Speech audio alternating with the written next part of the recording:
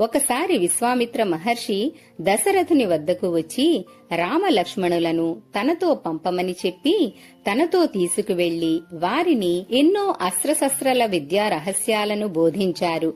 దారిలో రామలక్ష్మణులు తాటకి అనే రాక్షసిని సంహరించారు. గంగా నదిని దర్శించారు.